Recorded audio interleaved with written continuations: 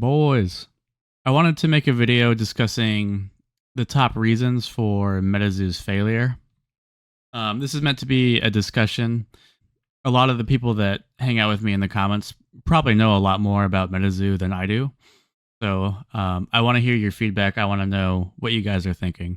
But I made a list of what I think are the top reasons for MetaZoo's failure.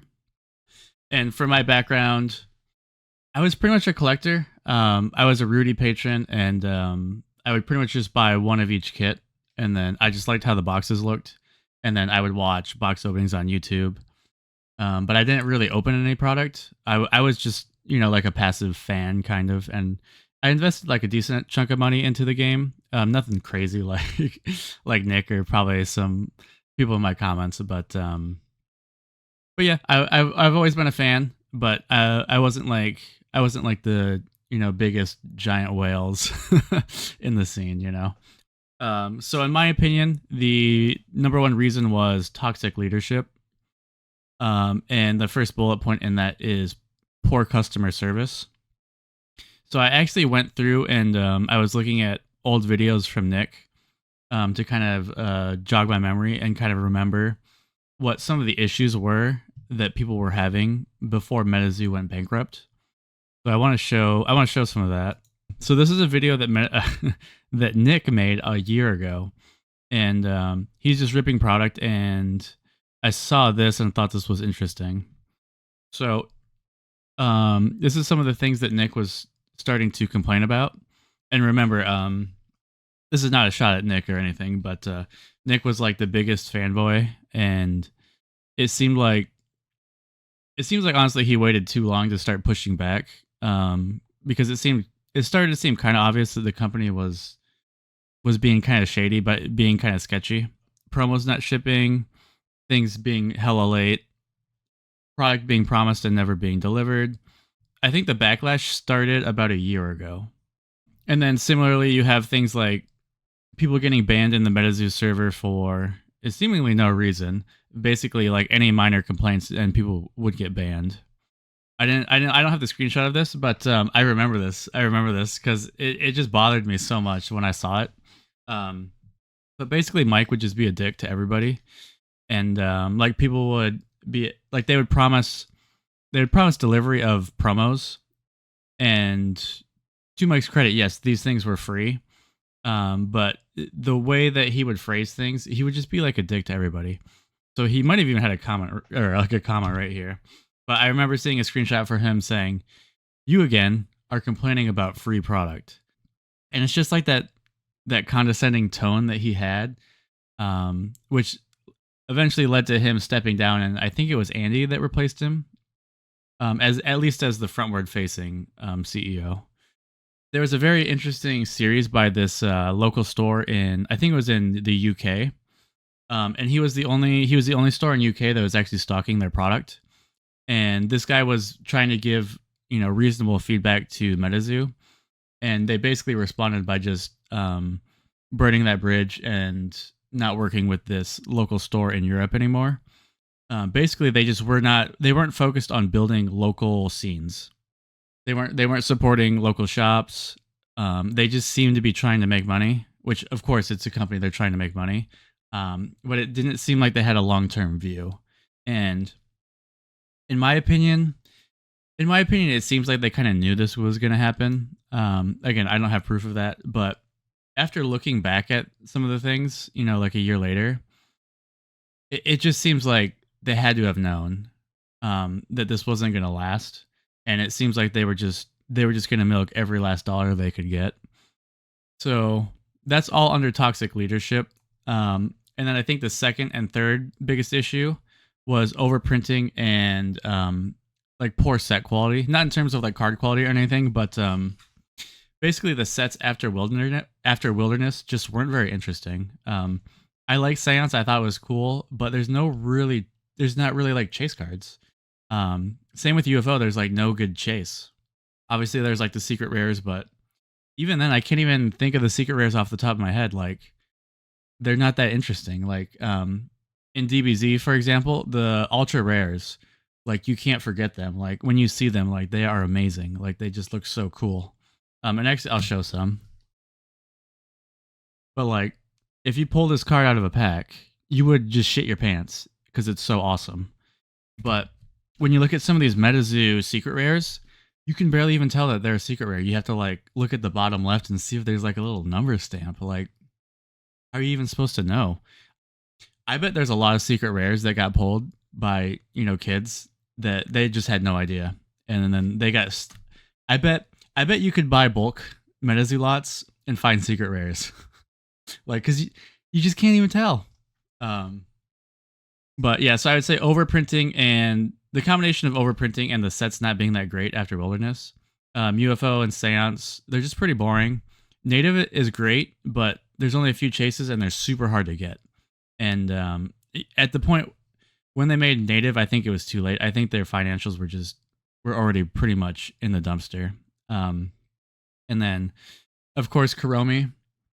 Kuromi it just doesn't work. And this is the fourth point that I was actually thinking about this today, and it kind of sparked the idea that I wanted to make a video because I want feedback on this. I feel like they didn't really know their target audience. When I'm going around and like looking at all of these MetaZoo creators, they're all like bros. Like they're between like 20 and 30, and they're just bros that are like about to have kids or they already have kids.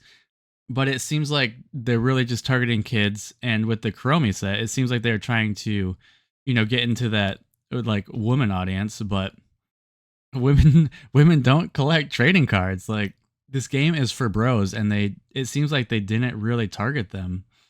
It seems like it just didn't seem like they were targeting the right audience. It seems like they went for kids and like kind of like the girlish route towards the end, like as like a Hail Mary, and it just didn't work. And I was thinking that if instead of trying to go for the Kuromi route, if they actually would have just released something like War, I feel like they might have been able to last longer.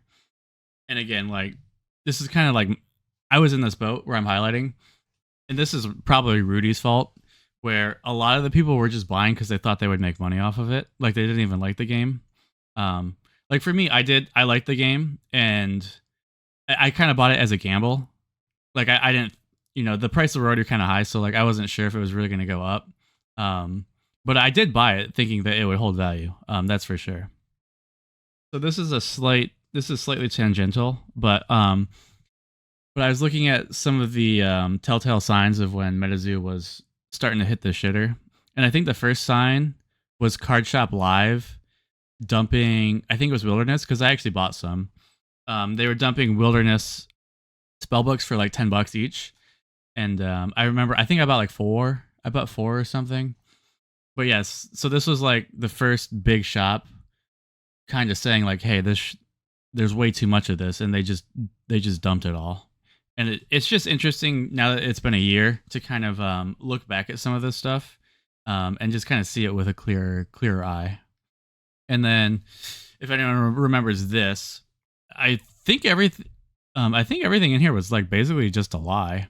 Like this seemed like a letter from Mike to try and salvage like reputation for like a few more weeks so they could get more pre-orders. Like, I mean, looking back at this is really sketchy and scummy. I want to pat myself on the back on this because I don't know if anyone else did this. So 7 months ago, I predicted that Kuromi would be the last MetaZoo set. And then I said they will sell the IP to a company who simply wants the cryptid rights. So I don't know if that part's true. I guess, we're going to find out. And then I wanted to bring this up. This was the 2024 roadmap. So I don't know how many people remember this, but what I was saying is if they actually released War instead of like spending all this money buying rights for Kuromi, I think they would have been fine. Like I think they would have failed eventually, but I think they could have lasted like another year.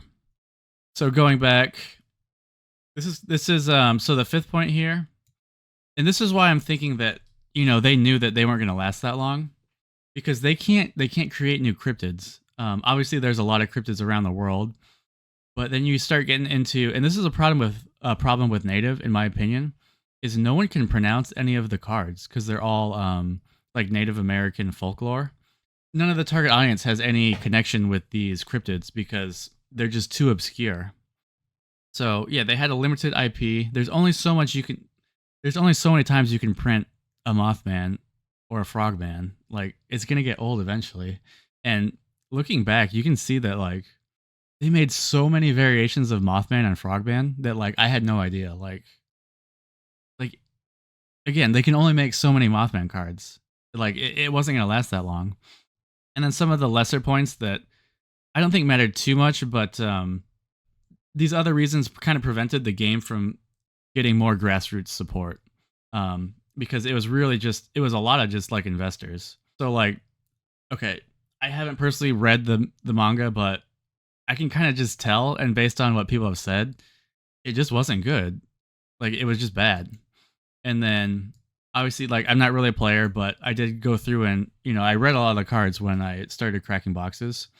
And to me, the gameplay looks complicated. When a game first comes out, it should be relatively simple so people can kind of learn it. But it doesn't seem like that's how it was. It seems very complicated, from my personal opinion. And then the last point, this is a bit of a dig at the community. Not It's not super harsh or anything, but I feel like it took too long for the community to really start to kick back against MetaZoo for all this toxic behavior from the company. Like I think people supported pre-orders for way too long, and things like not speaking up for band members. Like I feel like the community put up with way too much bullshit, and the MetaZoo company took advantage of that and got a lot more money from customers than they should have, in terms of pre-orders that they were never going to fulfill.